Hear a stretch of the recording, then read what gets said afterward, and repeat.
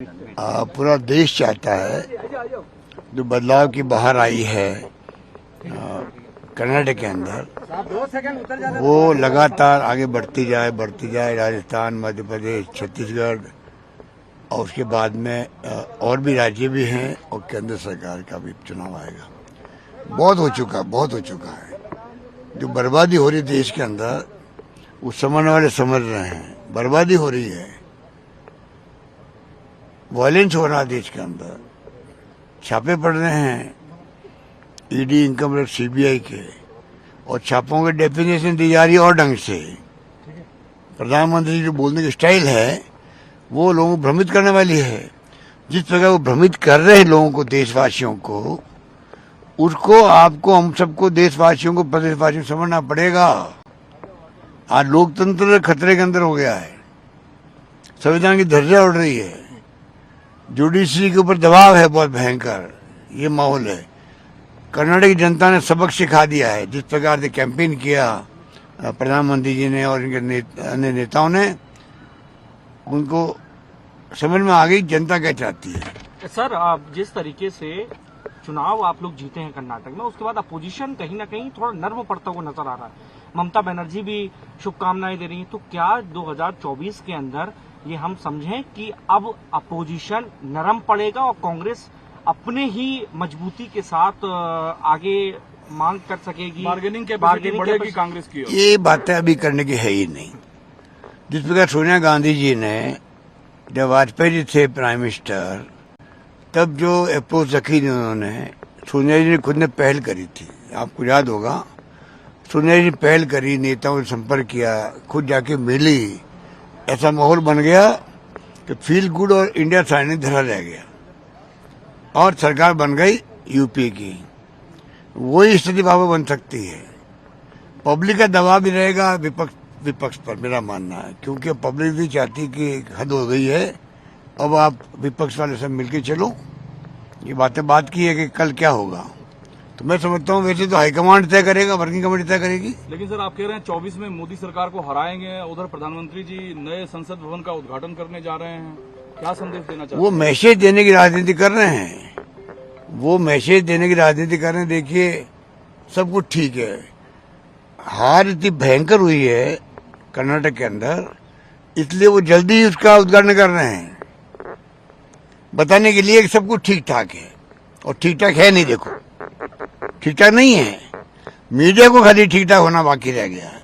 जो गोदी मीडिया कहलाता है, उसको ठीक कीजिए अब आप लोग। सर, राजस्थान में जीत का सूत्रवाक्य, क्योंकि उनकी गलती नहीं है। देखिए वो क्या करे मीडिया वाले, जब इनकम टैक्स, ईडी और सीबीआई घुस जाती है बिना कोई इतला के, तो मीडिया वाले क्या करेंगे? उनको अपना चैनल चलाना नहीं होते हैं क्या? हम जानते हैं उनकी मजबूरी क्या है, परंतु उनकी भूमिका निभाने का वक्त आ गया अब।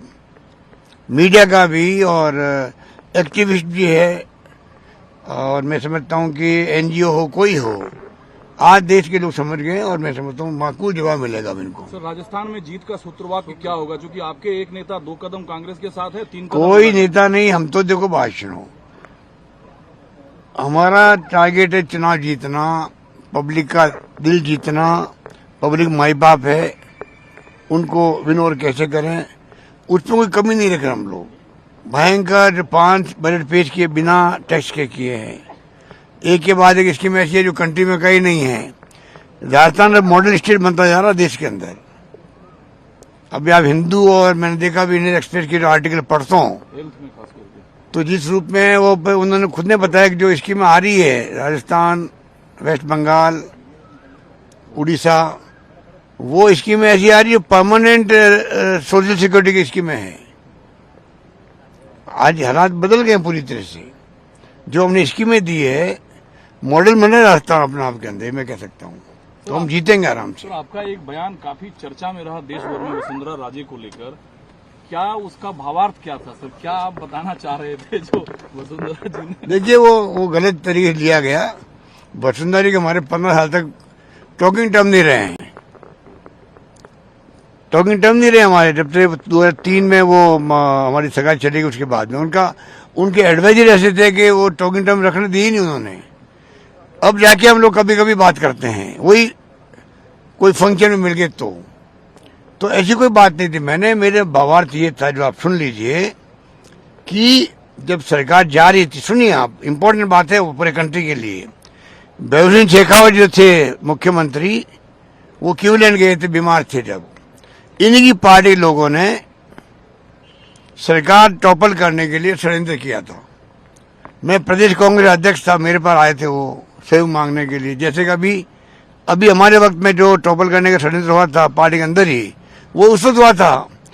उस वक्त में जो है मैंने मना किया कि ये गलत है। एक मुख्यमंत्री बीमार गया इलाज कराने के लिए हार्ट का, वहाँ सीरियस भी है वो, तुम पीछे गवर्नमेंट टॉपल कर रहे हो, मैं आपका साथ नहीं दूंगा। ये बलिराम भगत जी जो गवर्नर थे तब की बात है। अभी जब मौका आया, ये हमारा वहाँ जब ये क्राइसिस होने लगा, तब कैलाश मेघवाल जो है वहाँ के स्पीकर हैं, बड़े सीनियर नेता, गृह मंत्री रहे बीजेपी के, उनका स्टेटमेंट आया था कि भाई ये हमारे यहाँ परंपरा नहीं रही है। उन्होंने याद किया महबूब शेखावत वाला मेरी भूमिका को, तो उन्होंने कहा हमारे यहाँ ऐसी परंपरा नहीं रही है। उससे हमें फायदा मिला। वही भाव वसुंधरा जी का मैंने खुद के मुंह से नहीं सुना, पर जो मिलते हैं मेरे आपस के अंदर, लॉबी के अंदर भी तो बात तो करते ही नहीं करते हैं। तो उनमें से किसी ने कहा भाई वसुंधरा भी चाहती थी कोई ऐसी परंपरा कभी टॉपर रहने की, हॉर्स ट्रेडिंग की रास्ता में रही नहीं है, ये मैंने कहा था। पर मीडिया तो मीडिया है कि मेरी सरकार को बचाया वसुंधरा जी ने बचाया। हेडलाइन बदलते ही भाव बदल जाते हैं। सर, कल विपक्ष के जितने नेता आपके मंच पे होंगे 2024 के चुनाव में, वो सभी आपके सहयोगी साथी होंगे, ये मानकर चला जाए। देखिए, मैंने फिर आपको कहा, अब ये प्रोसेस शुरू हुआ है, वक्त बताएगा किस प्रकार से सब लोग साथ आते हैं। साथ आएंगे, आना चाहिए, देश हित में है, मेरा मानना है। एक आखिरी सवाल सर, प्रधानमंत्री मोदी ने कल देखा कि किस तरह से अर्जुन राम मेघवाल को जो है कानून मंत्री बना दिया, आप ही के राज्य से आते हैं। क्या आप भविष्य में एक संदेश देने की कोशिश की जा रही है, इस पर आपकी क्या प्रतिक्रिया? कई चेहरे हैं राजस्थान में भाजपा में मुख्यमंत्री बनने के दावेदार। देखिए, वो तो पता नहीं उन्होंने क्यों किया, पर कम से कम अर्जुन मेघवाल जी को बनाई है। इतने सीनियर बन गए वहां दिल्ली के अंदर, वो तो कैबिनेट का दर्जा देने उनको देना चाहिए था, प्रमोट करना चाहिए था। राज्य मंत्री के रूप में आपने उनको इंडिपेंडेंट चार्ज बना दिया लॉ मिनिस्ट्री का। ये काम मेरा नहीं है, प्राइम मिनिस्टर का प्रेरोगेटिव, वो जानू का काम जाने। पर जो परसेप्शन बना है, एक मेघवाल है, वो शेड्यूल कास्ट के नेता हैं, तो आप उनको प्रमोट कर देते साथ में, राजस्थान वाले खुश होते हैं। कितने मुख्यमंत्री के चेहरे हैं बीजेपी के राजस्थान में? कांग्रेस में आप अकेले हैं।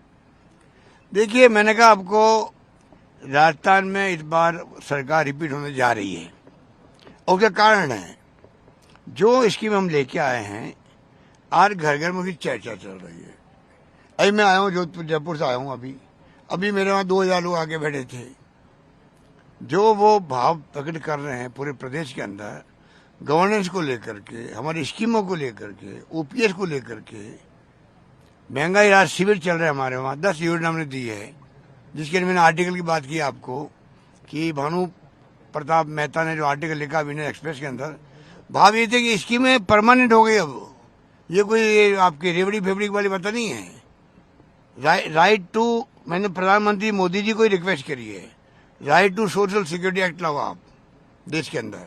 जैसे मनमोहन सिंह ने लेके आए थे, सोनिया गांधी लेके आई थी, 4 एक्ट लेके आए थे। आरटी की लेके आई, आरटीआई लेके आई, नरेगा लेके आई, और फूड सिक्योरिटी एक्ट लेके आई। 5वां एक्ट बनाओ आप सोशल सिक्योरिटी का, जो राहुल गांधी ने कहा था न्याय योजना, नाम कुछ दे दीजिए, पर सोशल सिक्योरिटी हर परिवार को मिलनी चाहिए देश के अंदर, मेरा मानना है।